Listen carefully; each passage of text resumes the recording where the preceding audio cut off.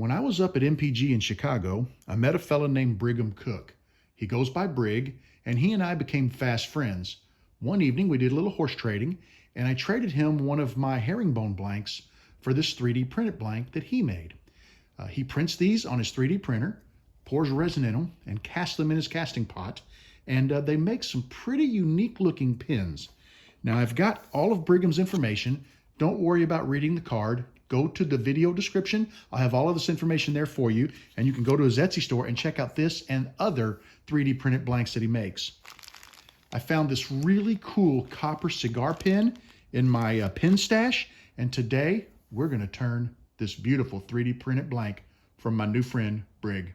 Since this is a 3D printed blank, I'm going to treat it like I would treat any acrylic blank, and we're going to go ahead and drill the hole all the way through the blank.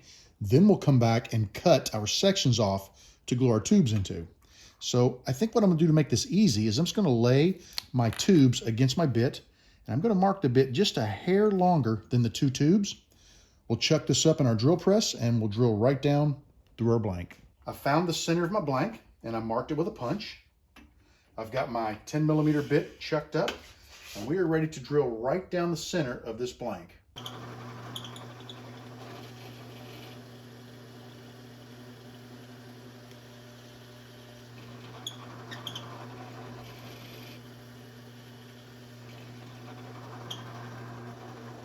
I stopped the drilling process because I literally ran out of travel with my bit. You can see the line right there where I end it. I can get no deeper into the blank. So what I'm going to do is we're going to clean the bit off. We're going to empty the chips out of the blank. And then I'm going to raise the table probably about 2 inches.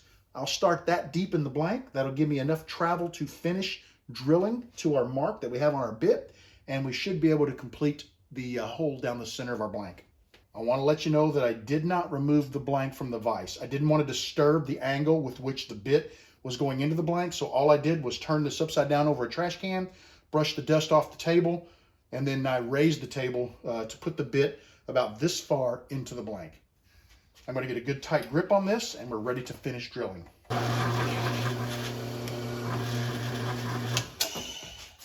I'm a little bit nervous because you can see how all of this resin packed into the bit.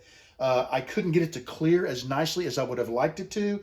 My concern is that it could have burnished the inside of the blank, making the hole larger than it needs to be. We won't know until we cut the blank and insert the tubes for a test fit. We're now ready to mark our tube lengths on our blank, and then we'll head over to the bandsaw and get it cut.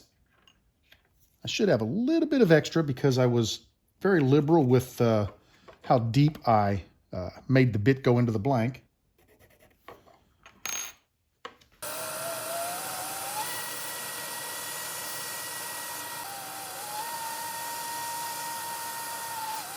We hit that absolutely perfect. Take a look at this. There was some resin on the end of the blank from the blade.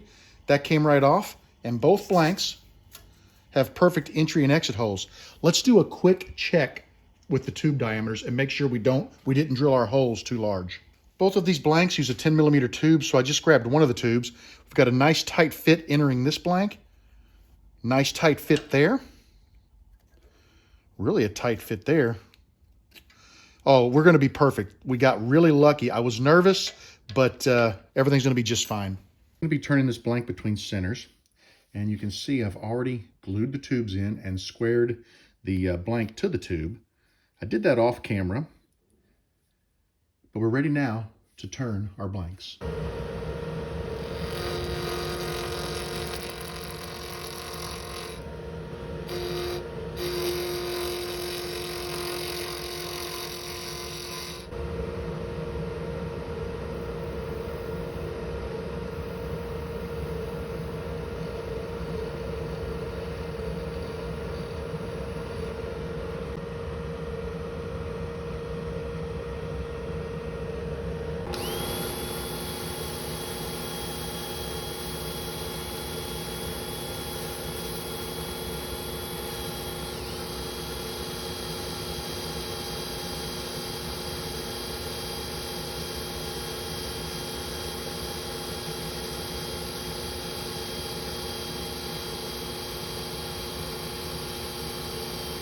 I just finished sanding with my drill press and some hook and loop discs. I really enjoy sanding with those because since they are moving in an orbital fashion, they don't leave deep scratches on the blank. So it's easy to go from grit to grit and not have a lot of work to do to remove those scratches.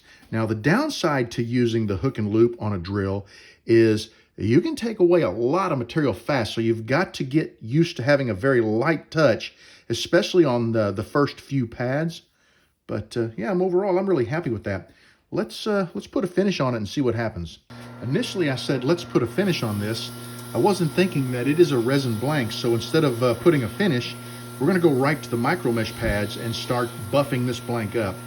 This process is going to take a while because I really like to work the pads hard on a resin blank to make sure I remove any fine scratches and leave a nice surface finish. So I'm going to cut the camera off and finish this process, and I'll come back and show it to you right before we buff the blank. I completed micro meshing the blank. And one thing I like about it is when you're turning the blank on the mandrel, right now you really don't see the shapes, but when you turn it over, they pop. It's kind of a neat, little visual. What I'm going to do with this is I'm not going to buff it just yet. I'm going to go ahead and put my wax on it, and then I'm going to put it on the buffing mandrel, and we're going to let it set until we get the body blank finished, and then I'll buff them both at the same time right before assembly.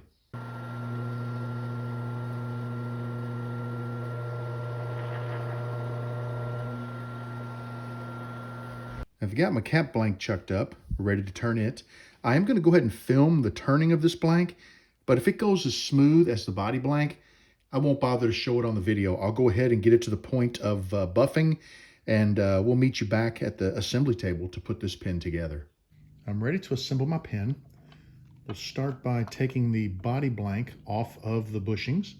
I'm going to remove this one bushing and put it around the back side for a little protection.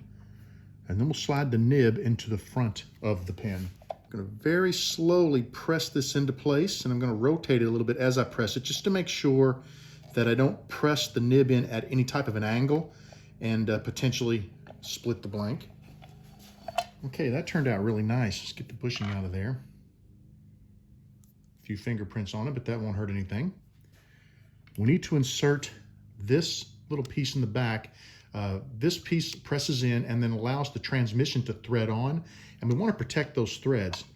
So I made this. It's a piece of scrap acrylic, and I drilled into it and made a hole just a little bit larger than the diameter of the threads, but small enough to lay on the shoulder of this piece. And what that'll let me do is press that in without damaging those very delicate threads. Once again, we're going to press very slowly, and I like to rotate a little bit just to make sure everything goes in nice and square. All right, perfect. That worked out great, and there's no damage to our threads. So let's go ahead and grab our refill.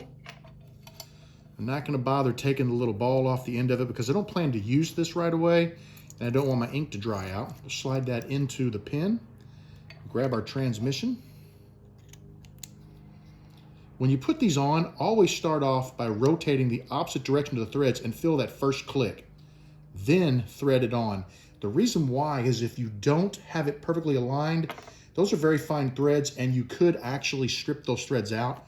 But by aligning it that way, you're going to make sure you don't strip your threads.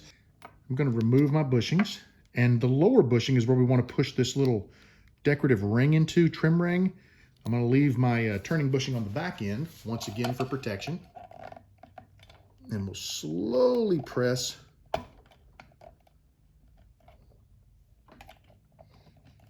and seat it nice and tight. That looks amazing. I like the copper with this blank.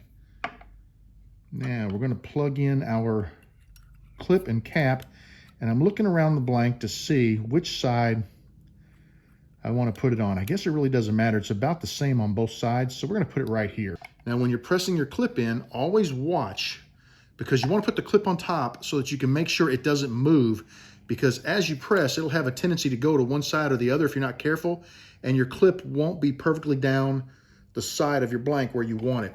Occasionally, I'll use the clip to hide a little blemish in the blank, so you want to be really careful to make sure you don't let it move, and then that blemish becomes visible again. When I went to assemble my pen, I couldn't get the transmission to slide into the cap.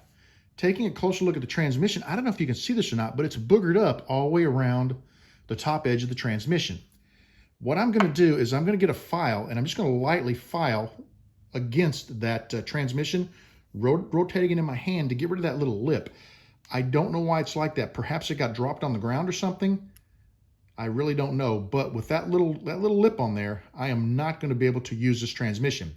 I'm going to try to save it. Let me get the file and we'll see what happens. Just going to take the file and lightly rub against the edge of this. I don't want to do too much to it because I don't want to file away the entire cap. I'm just trying to remove that damaged lip. And be real careful not to let this touch your pen, for obvious reasons. I just don't understand why it was like this. That may help a little bit. Let's see if that's any better. Yes, that's going to work. When you assemble a pen, always retract the ink and assemble the pen so that when the pen is closed and laying on a desk, that's when you get the perfect view of the pattern from end to end.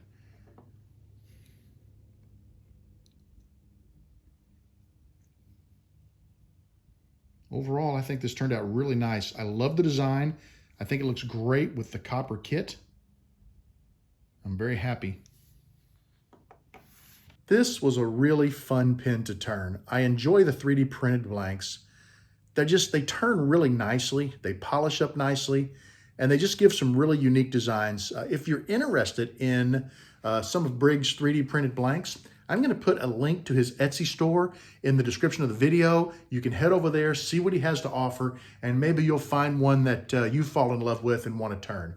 Thank you for trading blanks with me, Brig. I truly appreciate it. I hope everyone enjoyed this video. I want you to know that you are always welcome in my shop. Come back and see me again real soon, and have a great evening.